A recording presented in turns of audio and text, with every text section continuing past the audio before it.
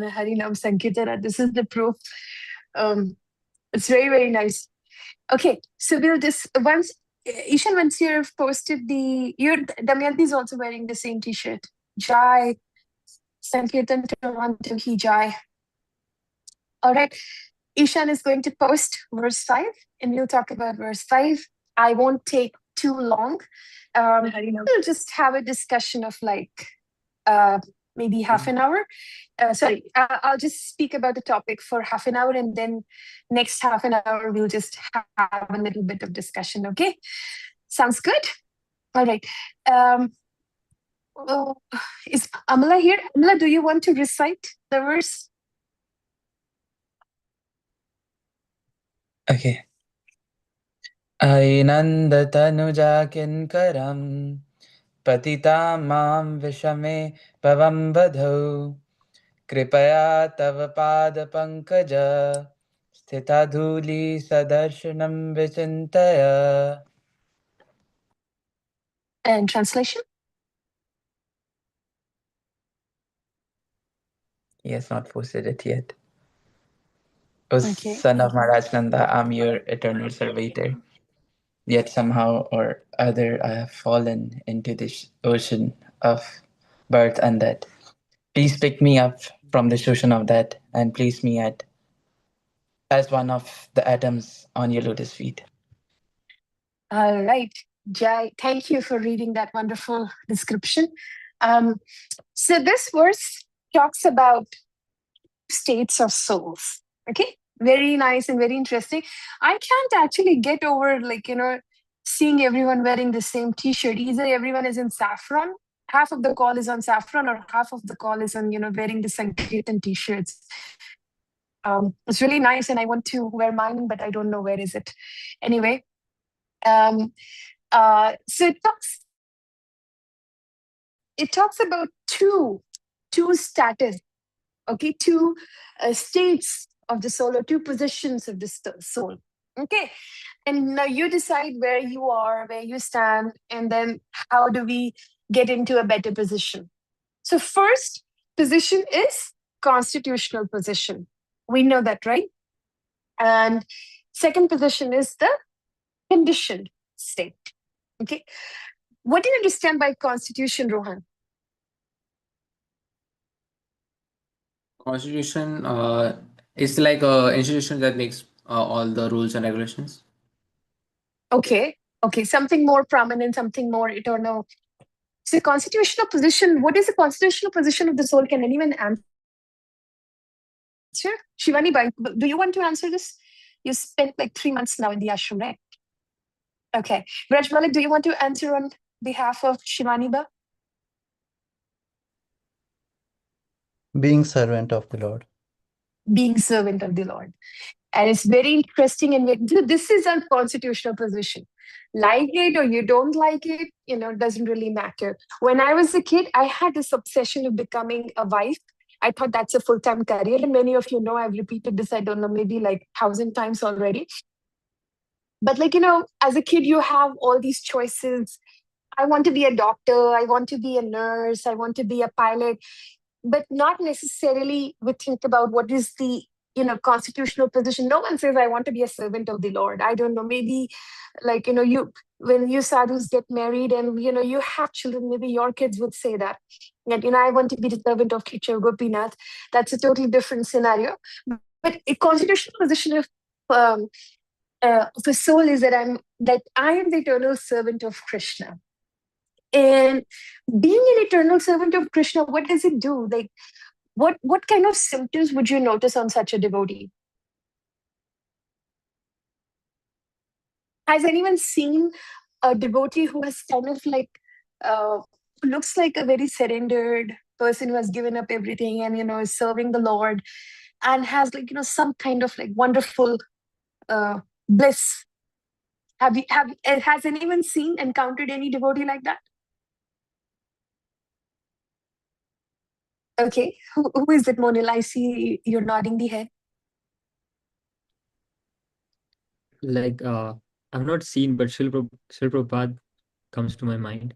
And also many Prabhupada. Yes. So they are Name one always Prabhupada disciple. our Maharaj, yes. So they're either thinking of Krishna, or they're either thinking of service of Krishna, or they're either thinking of devotees of Krishna. So other than Yes. this, there's nothing in their mind. Yes, that's very true. So devotees of the Lord, they are very blissful, very, very blissful, right? Very amazing. Like I was just at the temple and then I was taking darshan, I was looking at Panchatattva and I was about to leave and I turned and I saw Jananivas Prabhu entering the temple hall. I was like, oh, like, how how blissful can you be that, you were actually blooming out bliss? Have you experienced that kind of thing? Like, when you're filled with something so much that you're just kind of like blooming it out as if it's a fragrance from you. Vaisheshika Prabhu is another example of this. Bhakti Swami is another wonderful example of this. So actually, when we are focused on our constitutional position, constitutional state, automatically we feel blissful. Okay, we always feel that. Have you ever heard that a devotee is upset? It's a sad devotee. You always hear like chant and be happy. It's a happy devotee. It's a joyful devotee. Have you seen any devotee, Rohan, which is upset or looks like depressed? Shreyanshi, have you met anyone like that? Except for Damayanti saying except herself.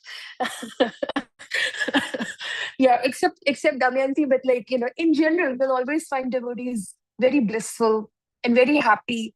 And Damayanti is very blissful and very happy also. Okay, so there is a very nice verse Rahul posted. Can maybe someone take this out on the screen and we'll read this. Chaitanya Charitamrita Madhya Leela, chapter 20, verse 108. It's very easy to remember. Chapter 20, verse 108. And Rohan, do you want to read the verse? It's very nice.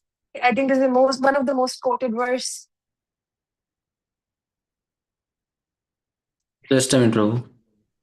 Okay, I thought only Subhadra was slow in this, but I didn't realize, you were Prabhu, giving a which good competition to verse is it? Subhadra. It's Chaitanya Charitamrita, CC Madhya Leela 20.108. Jivara Swarup hoy Krishnera Nityadas, meaning that living entity's eternal Swarup or constitutional position is to be servant of Krishna. Okay, Rohan, do you want to read this? Yes. Bengali and English both? I mean, just it's the same thing. How will you read the Bengali? Okay. Oh, you mean It is, translation? yes. Yeah, do you read the verse and then you read the translation? जीवेर स्वरूप होय कृष्णेर नित्य दास कृष्णेर तथा च शक्ति वेद वेद प्रकाश सूर्यंश किरण याचे अग्नि ज्वाला छय स्वाभाविक कृष्ण तीन प्रकार शक्ति हय. Translation. It is a living entity's constitutional position to be an eternal servant of the Krishna because he is the marginal energy of Krishna and a manifestation simultaneously one with and different from the Lord, like a molecular particle of sunshine or fire. Krishna has three varieties of energy. Okay, thank you. So you see, there is an affirmation from the scriptures also, that being the devotee of the Lord is actually one of the most blissful thing. It actually surpasses all bliss. Now, one very interesting thing is in order to be blissful, there's a very easy thing, one very easy thing to do. Can anyone name that? But rather, Dhara, what do you think? There's just one easy thing to do. Chanting? Okay, yes, chanting. Chanting is okay. Chanting is one of the things. I meant to ask maybe more when we are serving the Lord, that's a very easy way to express love, to express, to just practice this eternal constitution and eternal occupation. In Chaitanya Charitamrita, Adi Leela 6.44 also, there is a little bit of description that, why impersonalists, why is there a difference? If we are understanding that Brahman effulgence is existing, so it's not like their philosophy is completely wrong. But then why is that bhakti yoga is superior to that, to impersonalism, mayavad philosophy? That's because like as you like whenever you'll read Chaitanya Charitamrita Adi Leela 6.44, you'll realize like Prabhupada is explaining how a drop of soul's joy in being the servant of Krishna, it surpasses the bliss of merging into effulgence. See, one thing is when you're an impersonalist, as you can understand just from the word impersonalist, like there's no personal relationship. There's nothing happening. It's boring. It's boring. But when you think about being a devotee of the Lord, there is so much to do, so much fun. And it never stops. You may just get tired, you may get burnt out, you may feel exhausted, you may feel irritated, but yet you want to dance, in 12-hour kirtan, which is coming up soon. Right? You never feel tired, you feel so ecstatic and always happy. Right? Like there's a very beautiful statement by Radhanath Maharaj. I really love this. I can't recall the exact line, but it's something like, when to love is to serve, and to serve is to love. And I hope you all know that there are 5 kind of love languages. And you'll realize that in the spiritual world, one of the most prominent love languages is the act of service. Everyone is serving someone or the other. And everyone is serving each other, and at the same time, ultimately, they're serving the Lord. Right? So there are 5 kind of love languages: physical touch, words of affirmation, bringing gifts, or sorry, that is like Rupa Goswami's loving exchanges. You can just look up, and one of the love languages is like the act of service. And Radhanath Maharaj, when he said that, I was just wondering, like, really, like how does that mean? But actually, when you love someone, you have a desire to serve them. You want to do something for them, isn't it? Like if you like saying devotee was very nice, it's like something comes from your heart, like you want to like serve. And I've noticed this is so instilled in Dhamvasis here. People may or may not be practicing Krishna consciousness properly, but there is some magic of this Dham that they have so much love within, and it pours out in the form of service every single time. Like, can I just do this? Like the most insignificant task of catching lizards in Vishakha's room. Like people are just ecstatic. So there's a restaurant here, Prabhupada Village, where I'm doing my services, and I just have some weird phobia of lizards. And they're very devoted lizards, because whenever I read Bhagavatam or I light incense, they show up in the room. Like, otherwise they're very hidden. Whenever, every single time I light incense, they just show up in the room. And when they show up,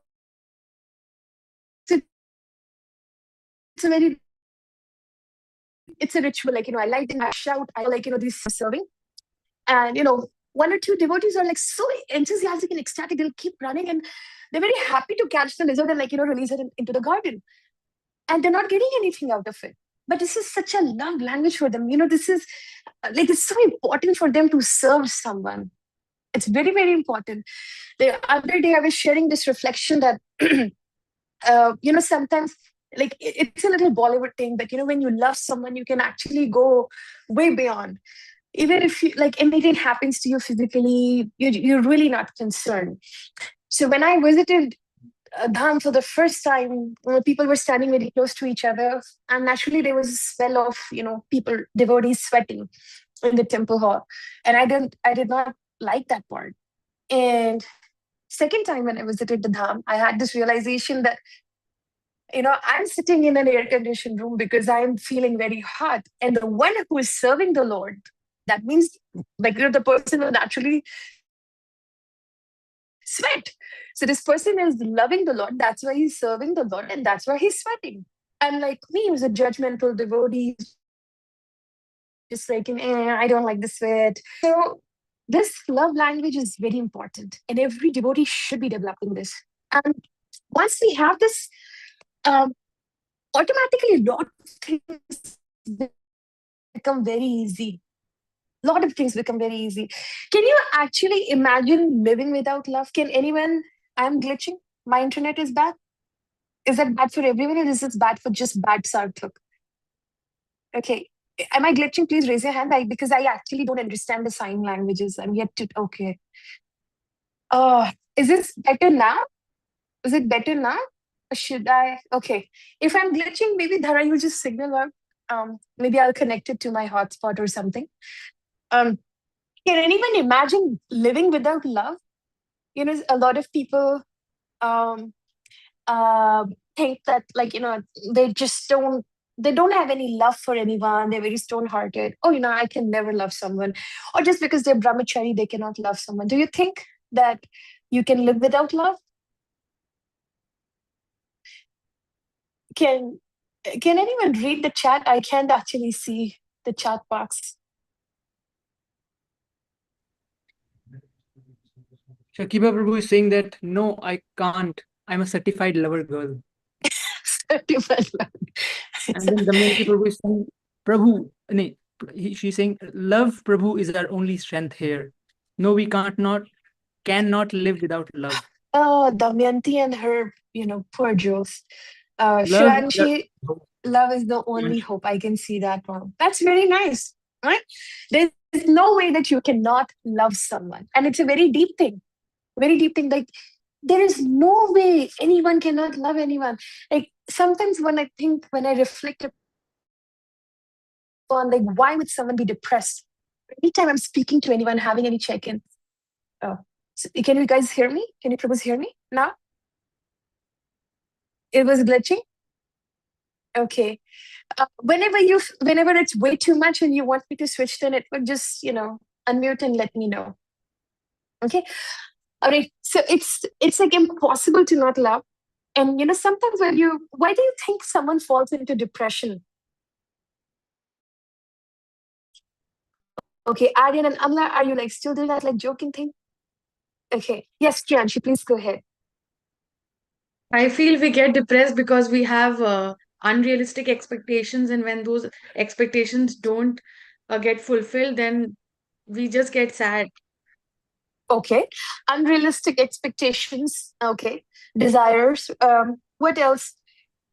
Suppressed anger also brings depression. What do you think can magically heal you if you have some depression? Have you ever introspected? Did you ever introspect within and ask this question to yourself? If you fall into depression, if I'm experiencing some depression, what can help me? Going on a walk, association. Okay, Rahul says association. Very good. What will happen in association, Rahul?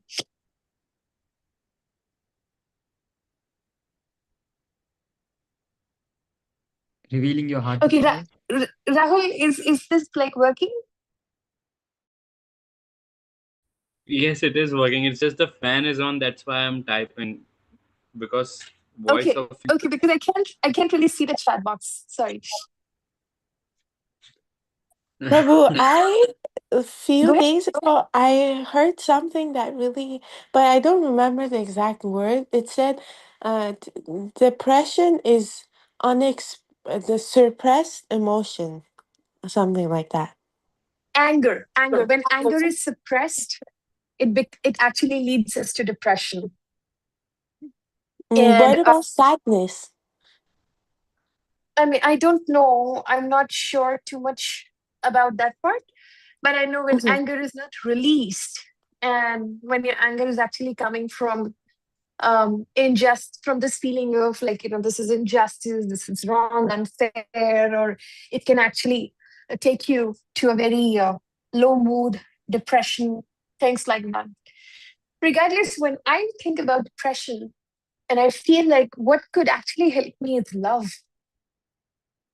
And if there is some love, and this did happen, sorry, Rachma, did you have your hand raised? Okay, I felt like you had your hand raised. Care, love and care. So it's very, very important. And you cannot really stop loving yourself. Loving someone, yourself and someone else also. You'd actually end up loving cat or dog. When I was a brahmachari at the temple, there is this nice park right across the temple, Ramsden. And I used to sit there with my friend Krishna Loka at that time. And we would see, there were They were like people with, they had nice pets, cats and dogs, and they have 2 ponytails and nice clips. And the dogs had like, matching shoes. One of the dog even had like those shoes that had like lights in them. So as the dog was walking, the light was shining. And I really loved it. And I was like, wow, that's so nice. That means like that this person has love for this cat or dog. And so yeah, you just can't really deny, but it's very important to know where you want to pour your love into, right? Now, Krishna is loved in all his relationships, in all his relationships. And he's really hungry for love. He's absolutely, I think everyone here in this chat is very, very hungry for love. No one is very hungry for what you can do for me, or what selfish motive I have. But I think everyone on this call is also hungry for love. Right? Krishna is loved in all his relationship, in all places. He's loved and served in Vrindavan. He's loved and served in Dwarka. He's loved and served in Mathura. He's loved and served in Vaikuntha. Everywhere, in all, there are different ways to love Krishna: parental, conjugal, friendship. In all these relationships, Krishna is loved. Like we see, even so. As I said, the love language of service is very prominent in the spiritual world.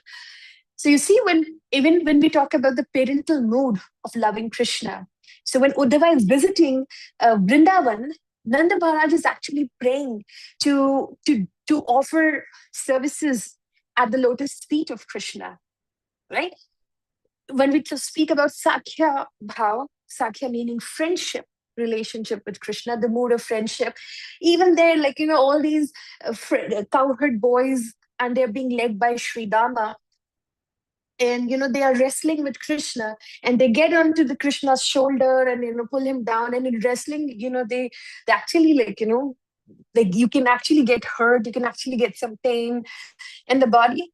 So they defeat Krishna, but they also massage Krishna later, right? So it's like Krishna is being served in all these relationships, even in conjugal love relationship. You see Radharani and Rukmini, everyone is just busy serving Krishna in some or the other way. Why do you want to go very far? I'm sure in New Ramanadham, you're seeing Brahma Prabhu, Mother Satvatanu, single day serving Kichur Gopinath and Radharani. In Montreal, there are so many pujaris who are serving Shri Radha Manohar. And here also in Mayapur, oh my God, I can't imagine. What time are pujaris waking up? What time are they resting? They're just how are they even doing this? How is this even possible? All 365 days? Am I really in the spiritual world?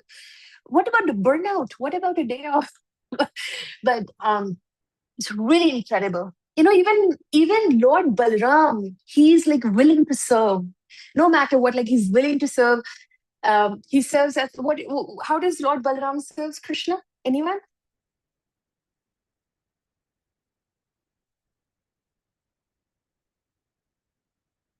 Yes. By being his cloth, his slippers, different things. Okay. Yes. Yes. And one of the most prominent way of service of Lord Balaram,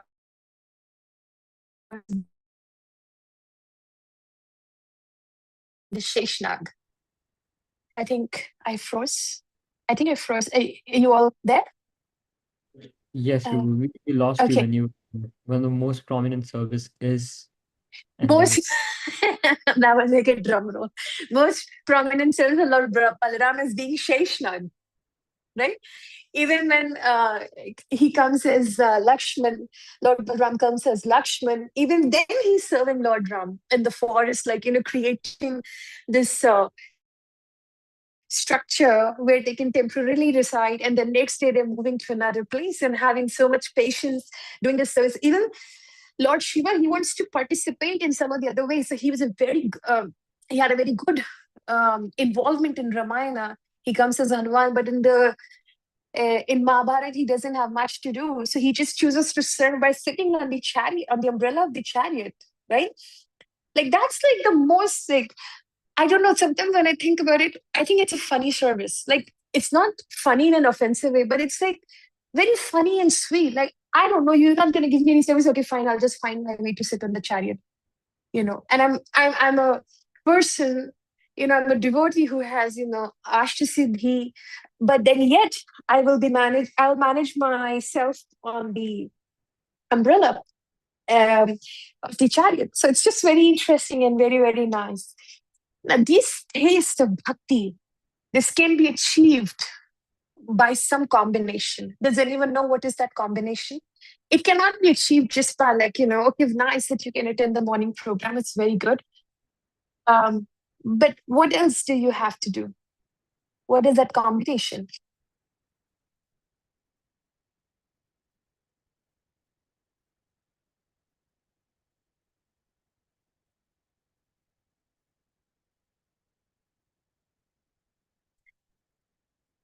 Amala, what is that combination? I'm thinking mercy and efforts.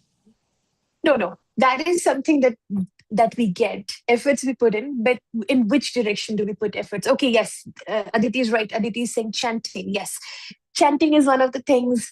What else can you do?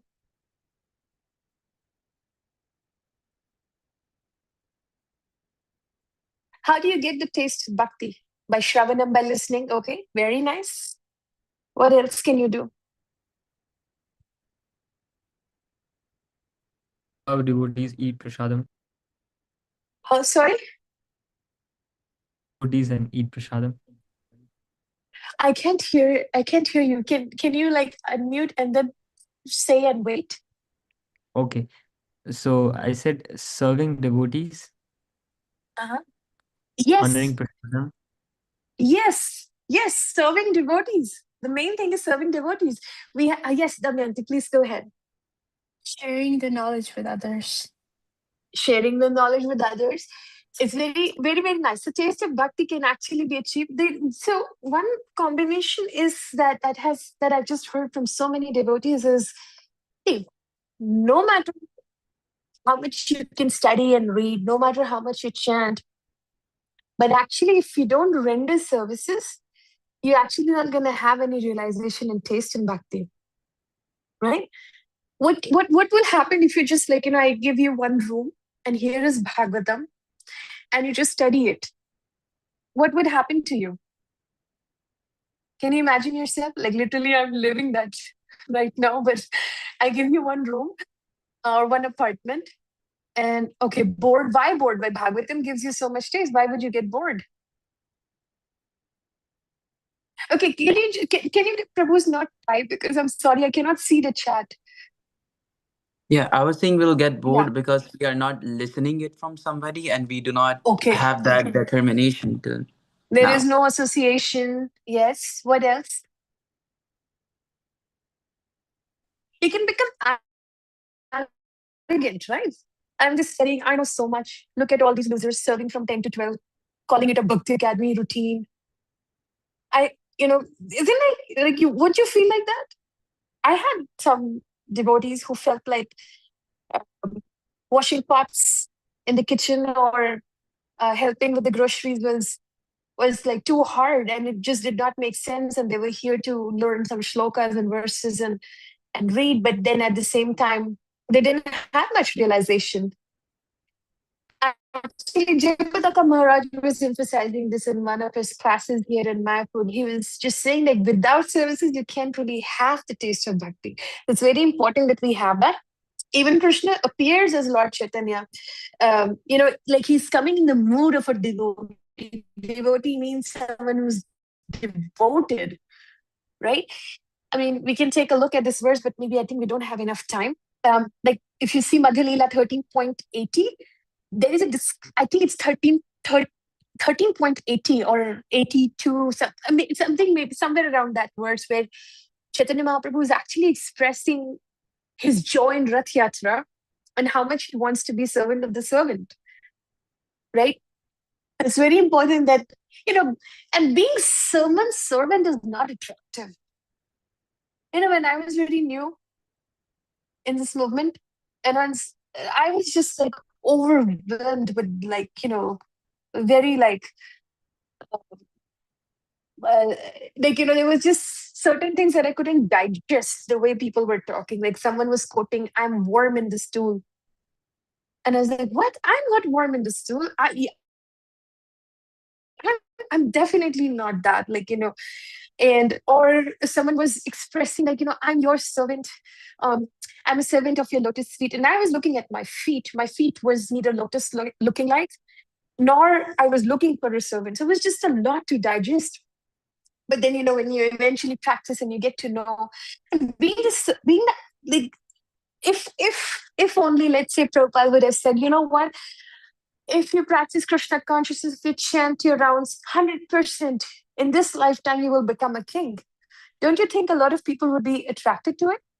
Oh, there's a guarantee, I could be a king. I could be a politician in my area. I could be a member of parliament in my area. I could be a president of the country, right? But being someone's servant is not very attractive. And why is not attractive, Damayanti? Like, why? Do you want to be a servant? Why? Because the understanding is that by being a servant, you lose all freedom and you lose any right to do anything that you want to do for yourself. Right? Isn't that so? Why we want to be why would I want to be a servant if I'm just losing all my rights and all the fancy things? I can't buy an iPhone after that. I can't be with like beautiful girls. I can't go to the gym. I don't have my own life. So why do I want to be someone's servant? Rajba, why do I want to be someone's servant then? Please the Krishna if you're the servant of the servant. Okay. Also because we're thinking inside the box. Prabhupada said that, our senses are highly imperfect. Right? Sun looks this small. But is it this small? It's huge. Right? It's huge. Like Vatsal on my screen is literally looking like this much. But is Vatsal actually that size? No, right? So our senses are highly imperfect. And whatever we are experiencing, we just believe on that part. So we have very limited knowledge and our senses are imperfect. So our understanding of a servant is like, someone who's coming with a tray, someone who's serving the tea, someone who is just like, being like, disrespected in the society, someone who, who's being abused, someone who's being rebuked. But someone who's not like as respectable as like, maybe, I don't know, maybe Shakira, maybe Ambani's, maybe, some politician, right? So this is our understanding of the servant. But this is actually known as thinking inside the box in a very humble way. But if you actually speak the way Prabhupada have explained it, it's like a frog in the well. The frog in the well thinks like he's the king of like all the water in the world. And little does he know that outside this well is a huge ocean, where and he's so insignificant and he's not the king of that. So you see, being someone's servant sometimes it can be like, it's not for me, it's not attractive. It's actually the most blissful and very beautiful thing. So this is about the constitutional position. There's nothing much more about that. And then we come down to another state. So I remember I told you like this verse talks about two states. One is constitutional position, that I'm the eternal servant of Krishna. The other one is that I have fallen down because of fruitive activities. Fruitive activities is like, it could be like, I do nice and then I expect nice things. How many of you have actually done that since childhood, like until now? Like, when you did something nice and you thought like, I'm going to get something very nice in return. Okay, Rohan, what did you do? So my mom used to promise me that if I get A+ in my exams, she will buy me a toy.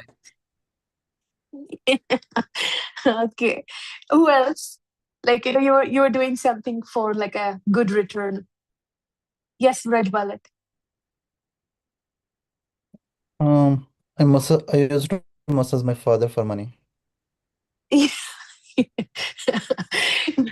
Raj Balak used to massage his father's feet for money, Lakshmi in return. Who else? Anyone else who did something fruitive?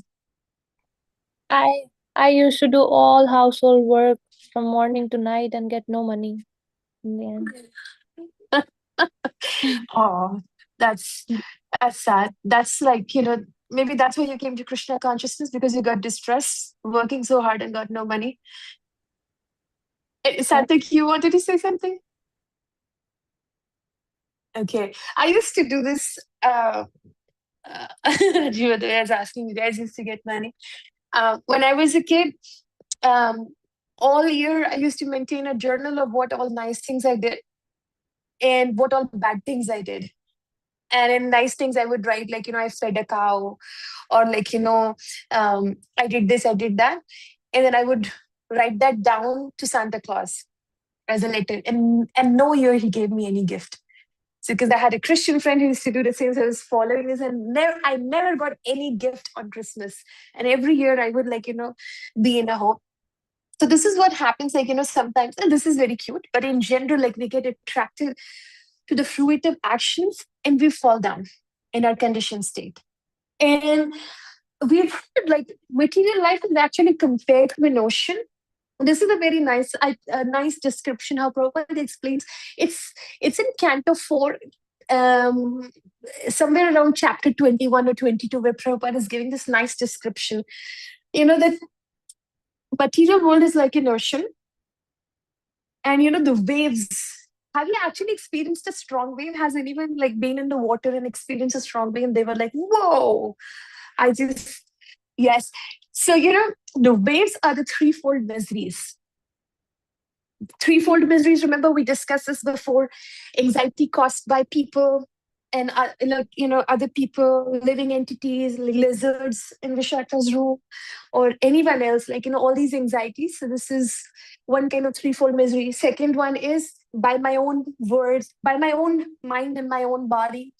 And third one is which is coming from demigods, my astrological stars, or earthquakes, whatever, like any natural calamities. So isn't it like these three people, they give you these three, sorry, not people, these three categories, they give you a wave, a slap, like everything is going fine, and then like you're just so happy you took darshan at the temple, coming to your room, you open the door and you see a lizard, and you see it's a wave, right? Like this, I'm sure like you might have experienced something. Does anyone want to share like any threefold misery that they experienced as a wave? Like everything was going fine, and tadak, here came like a threefold misery out of nowhere and gave you a tight slap, no warning.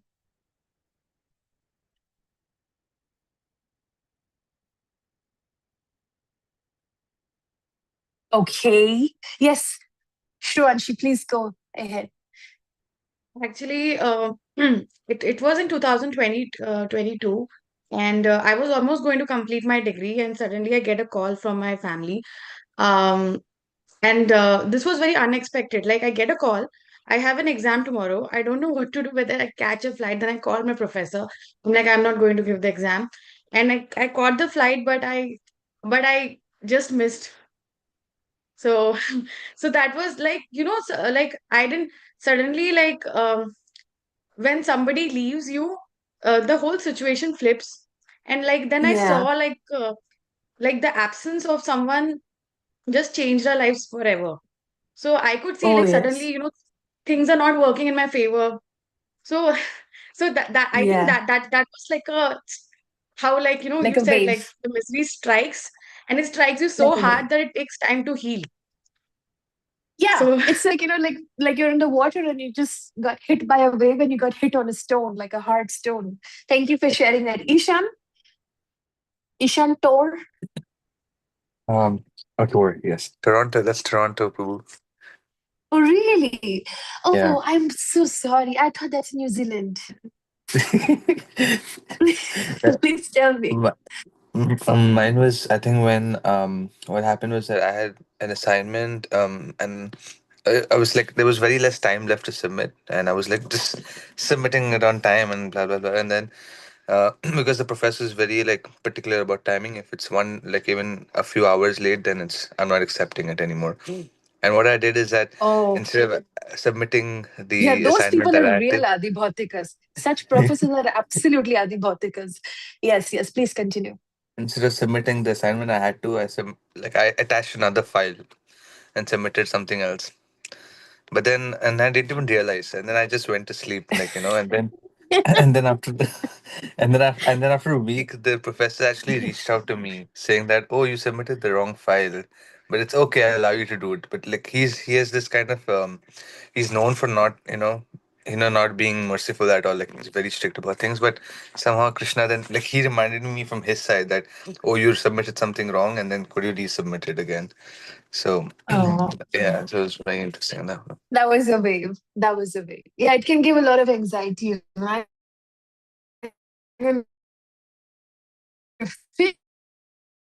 like, what's gonna happen to my gonna fail that. I'm your last one, and then we move on. Yes. Yeah, so most of my miseries, I believe, are the atmic.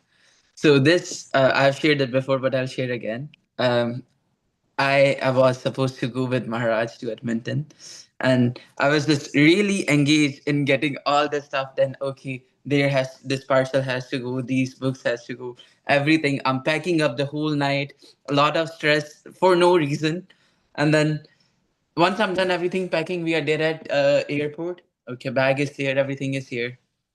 You brought your passport, right, Amala? And I was like, I took every single thing in the world which was needed except my passport. Oh, And that's you. That's such an Amla thing to do. yeah, after that, like after 2 months, Monil told me I never needed my passport. I had my G1 and I could have just gone with that. Wow.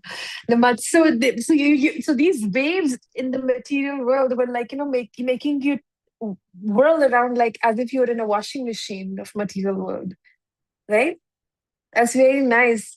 But that's actually an example. That's very, very relevant. So you see, like we all get these waves, right? Second thing Prabhupada talks about is sharks. Sharks. In an ocean, everything could be nice. Not sharks, like not so much. Have you seen their teeth? Like the really like weird teeth. Very sharp. And sharks, like they're very dangerous. And Prabhupada is actually comparing them to 6 anarthas. Does anyone knows what are those 6 anarthas? Come on, you all have it. Come on. Yes, please unmute and just go ahead. Envy. Envy, okay. Lust, anger, Lust. greed. Sorry, lust. Palsy. Right. Huh? Sorry? Anger. False ego. Someone said false ego? Yes. Okay, Subhadra, what did you say? Anger. Anger. Okay. Anything else? Yeah, lust, greed, anger, pride. Illusion These are as all. well. Yes, Prabhu. So you see that, like, looks like Monil has orange hair, but he doesn't have orange hair. That's an illusion. So 6 anarthas, they are actually very, very dangerous. How many of you have actually felt jealous?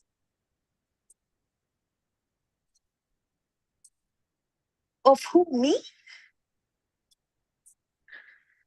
Okay. Anyway, so everyone here has felt jealous. This is very normal. If you have actually felt that jealousy was eating you up, and the other person from whom you were jealous was actually living their life and nothing was disturbing them. Did you all feel that? Yes. Yes. So You felt that? quickly. Yes. Yeah. So Very there feedback. was only when I think about jealousy, I can only like because I don't get jealous at all. only got jealous like really that I could remember once in my life, and it was a girl from my dance class.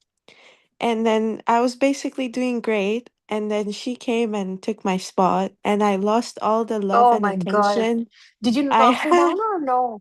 No, I didn't. No. I didn't. Okay. But then, as I was getting jealous, she was growing every single day even more. But I remember like 2 weeks ago, I apologized to her, not to her directly because I don't know where she is, but like within myself that like I had no right to be jealous of her. Like everything happens for a reason, and she was a very beautiful girl and very skilled and talented. So Mm. I realized that as it doesn't matter like how much we are jealous, actually like everything is an exchange of an energy. So when we use our energy to be jealous on someone, we are sending our energy to them and they can use that for themselves too in a way. Does that make sense? Yes. Thank you for sharing that. So you see, in this ocean of material existence, we spoke about waves, which are threefold miseries, and we spoke about sharks, which are, that can eat you alive. All your anarthas, all your, this internal demons that are sitting within you, they're just eating you. They're just, they're your sharks, and they disturb your bhakti, or whether it's anger, whether it's pride, whether it's lust, whether it's envy, all of these six anarthas. And then Prabhupada talks about the weeds. Ocean has weeds. Weeds are nothing but illusory paths. Like, deep breathe in, and there is a white light falling right on your forehead, and then you're going to emerge. My Kundalini just, woke up from from her sleep, and, things like that. So, so if weeds in this ocean of material existence is like illusory path, like, observing unnecessary austerities, or, you know, um, misunderstanding how karma works, maybe being an impersonalist, or just finding shortcuts and, falling into the trap of bogus gurus, things like that. So this is weeds. And next thing that Prabhupada talks about is actually winds. And winds is very much similar to waves, because in water you don't have winds, in water you have waves, right?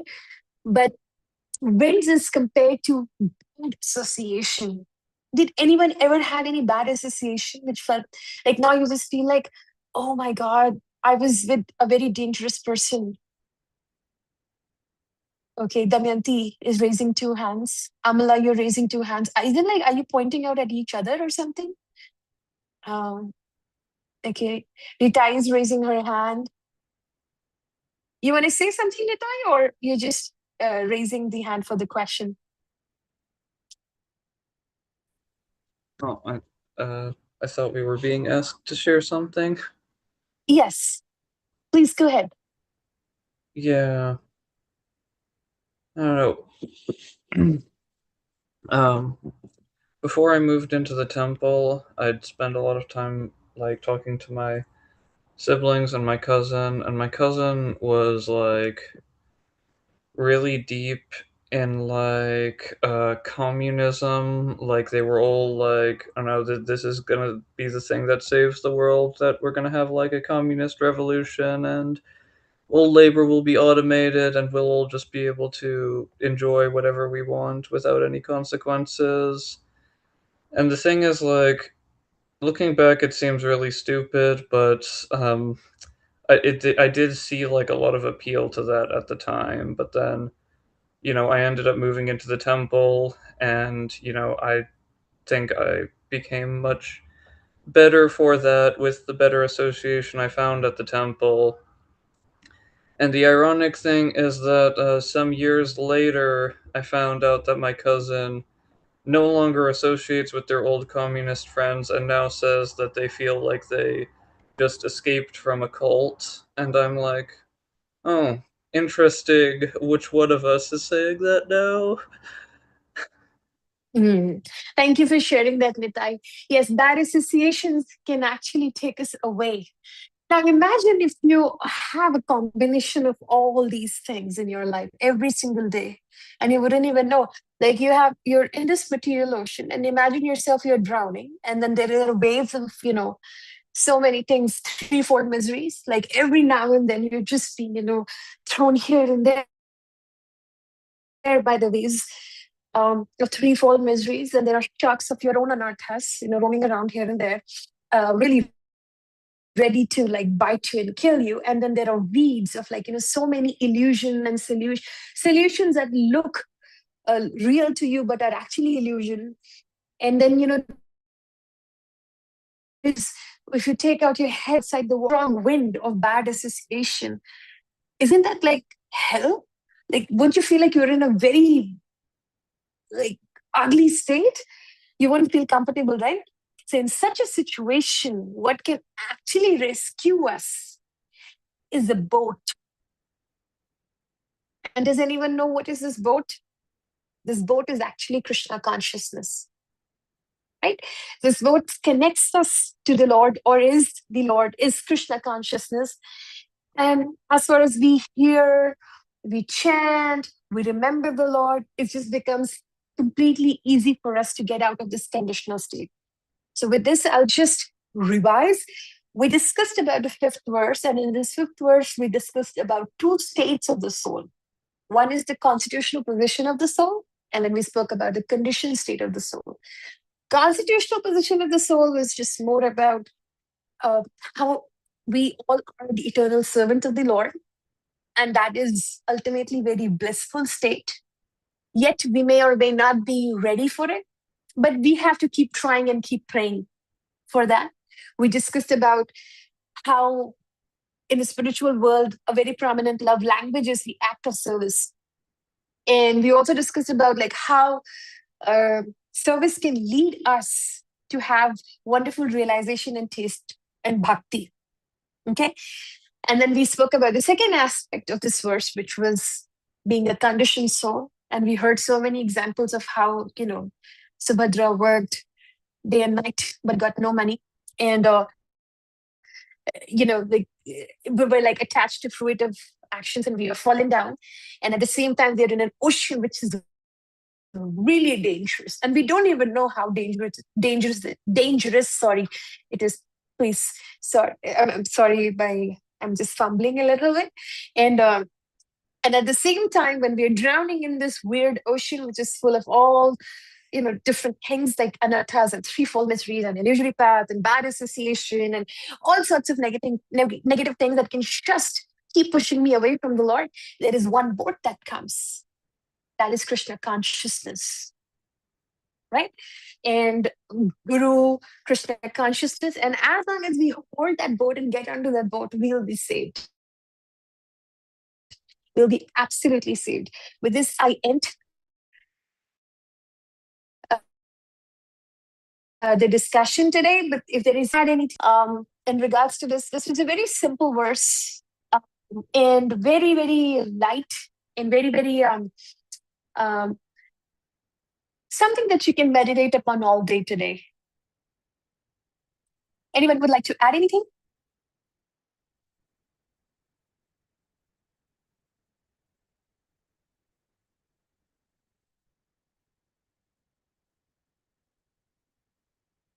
Okay, yes, Damayanti, please go ahead. So what happens is sometimes I cannot see everyone on the screen, and the chat box, you Prabhus can always just unmute and, go ahead. Like, think like we're sitting together in a living room, in a classroom, and having this discussion. Please I was tell me. thinking, sorry. I was thinking about the conversation regarding why do people think that being someone's servant is not that nice. So I was thinking that like that understanding of how being a servant of Krishna is the best cannot come unless we realize that we are still serving something right now. Because otherwise, people tend to think that right now they have the freedom or they are the protagonist of. We think that we are protagonist of our life. We are the main character. We are not someone's servant. But if we have that understanding that right now we are either serving our own senses or the senses of our relatives' senses, or like we're serving something, so we are servants. But why why changing the direction of their service toward Krishna would give them satisfaction, and how can they do it and stuff like that? So Yeah, yeah, because as I think as we were also discussing that, to love is to serve and to serve is to love. And there is no way you cannot love. And that means there is no way you cannot serve. So either you serve Krishna or you serve Maya. And most of the time people are serving Maya and they don't even know, right? Someone could say, oh, I don't donate to the temples. I don't donate it to anyone. Yet they're spending so much money on alcohol and wasting it, and they're spending so much money on, promoting slaughterhouses, very consumption of meat or non-vegetarian food. So absolutely, if you're not serving Krishna, you're serving Maya. And I think one thing that I have realized or I've reflected upon is why I wouldn't want to take this offer of being Krishna's servant is because I have envy. Why you want to be the Lord? Why can I just not be the Lord? Right? Like when we're going out on a trip and Jivadaya is driving, and then all the boys and the girls in the ashram, they're fighting, almost ready to kill each other. I will sit in the front. I will sit in the front. And then, Rahul comes and just sidelines everyone. Why will you sit in the front? I'll sit in the front. Right? So it's like everyone is just like, I want to sit in the front. I want to sit in the front. But there is no proper understanding of what would be the joy of sitting at the back? What would be the joy? And it's actually the most beautiful thing if we can decode, and we're very, very fortunate to have Srila Prabhupada and these literature. Because I don't know which devotee, of course, we know in this lifetime, how devotees have been merciful and they interfere in between our envy and Krishna, and then they just kind of give us Krishna consciousness through books or prasadam and whatever. But otherwise, life would have been really miserable. So I think just reflecting upon what you said is also we're very envious towards Krishna, and we are here because we were envious of Krishna. We wanted to compete him, and we wanted to. And I don't know. Sometimes it's you see people and then you laugh at yourself also. Isn't it I don't know, I could be very offensive here by saying this, but sometimes when I look at people, I just wonder, what was he or she thinking, that he's going to compete the Lord? And sometimes when I see myself and I feel saying, what was I thinking, I'm going to compete the Lord? I can't even stand a baby lizard in the room, and then how can I compete the Lord? What was I thinking? And same thing, sometimes when you see someone so nice and sadhu, and you just wonder, how did you fall here? You're so nice. How did you fall here? Oh, wow. Were you also speaking with the Lord? So isn't it just so amazing combinations? But regardless, we really have to make our way back, and the process is very easy. Yes, Damayanti. It's so funny that I think you were the one explaining the story. I don't know, maybe someone else. But it's the same that we don't, when let's say we go back to Goloka and then we enter the gates and then we see someone there. It's like, how come are you there? We're shocked to see those people, and then they are shocked to see us because they were thinking that this person can never make it, or we were thinking, oh, this person can never make it, so and such pujari, or so and so, this person was so fancy. Yeah, that wasn't me. Okay, whatever, but this is a good story. Anyway. It was, yeah, it's a good story. It Yes, was Rahul. Kesha Swami Maharaj who told or shared this prayer, or no, sorry, not prayer, poem in Vaishnava Sangha last lecture. Oh, yes. Yes. I remember now. Thank you for. Oh, I'm so glad like you got confused between me and SB Keshav Maharaj. So I'll just maybe embrace my pride today, one of the six anattas, and would just like, sleep with that like pride. Oh God, a devotee got confused between me and SB Keshav Maharaj. I'm just joking. Maharaj is great. Um, all right. So with this, we'll just put an end. Sarthak, is the live stop? Can I just share something quickly?